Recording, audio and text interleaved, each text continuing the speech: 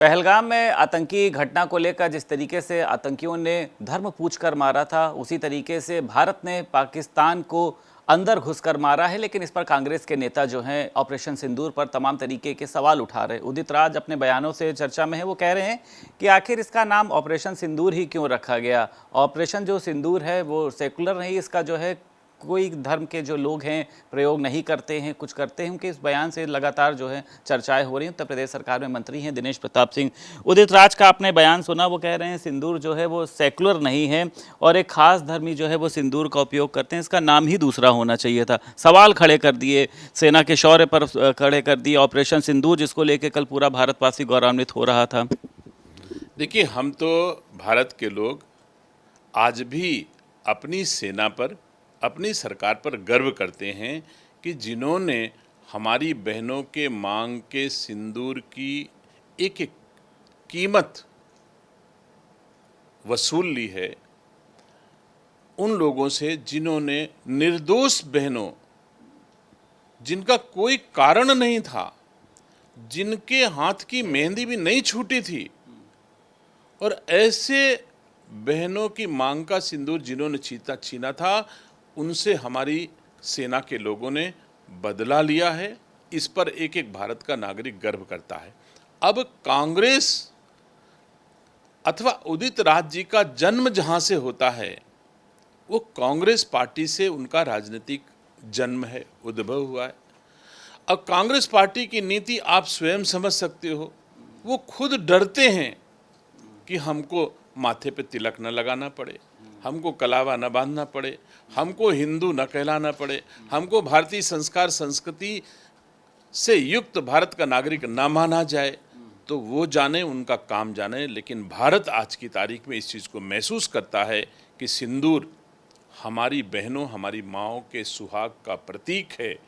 और सुहाग का मतलब कि भारत के नागरिक की शक्ति, भारत के नागरिक की रक्षा, भारत के नागरिक की ताकत मजबूत होती है उस सिंदूर से। और सिंदूर का अर्थ केवल इससे नहीं हुआ, सिंदूर का अर्थ सुहाग से हुआ। सुहाग तो मुस्लिम महिलाओं का भी होता है, जिसे हम पति कहते हैं, जिसे हम उनके परिवार का व्यक्ति कहते हैं। तो मैं नहीं समझता कि ये केवल एक किसी धर्म से इसका कोई ताल्लुक है। लेकिन अगर वो धर्म से जोड़ते हैं तो भगवान उनको सद्बुद्धि दे। ये राहुल गांधी खानदान जो मिश्रित, क्या कहूँ मैं, किसकी संतान है हम कुछ कह नहीं सकते हैं।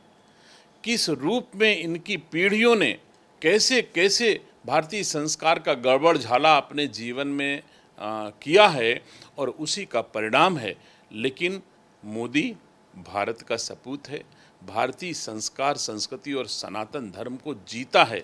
उसके लिए कुछ भी कर जाएगा, लेकिन भारत की संस्कृति को झुकने नहीं देगा।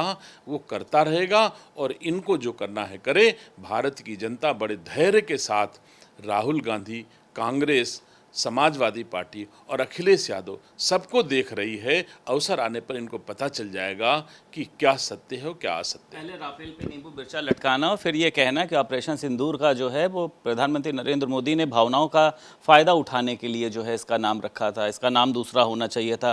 पृथ्वीराज चौहान का ये बयान है। आपको लगता है इससे कांग्रेस जो है वो निशाने पर आ सकती है और कांग्रेस के नेताओं का ये बयान जो है उसके लिए दिक्कतें पैदा कर सकता है?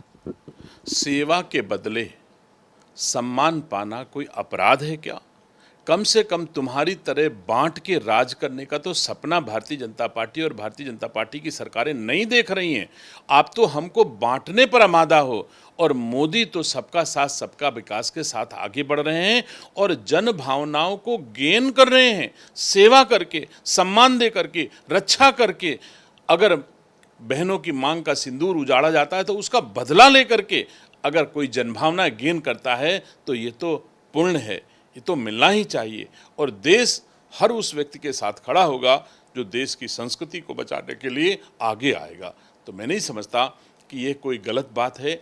जो भी आप स्वयं एक दल के नेता हो, कांग्रेस पार्टी आपकी है, आप अपने पार्टी फोरम पर मेहनत करके, परिश्रम करके, जनभावना को आदर करके, भारतीय संस्कार संस्कृति की रक्षा करके आप भी लोगों का दिल जीत लो। किसने मना किया? लेकिन आप संघर्ष कर नहीं सकते, सेवा कर नहीं सकते, आप ये कह नहीं सकते कि मैं हिंदू हूँ, आप ये नहीं कह सकते कि मैं हिंदुस्तानी हूँ।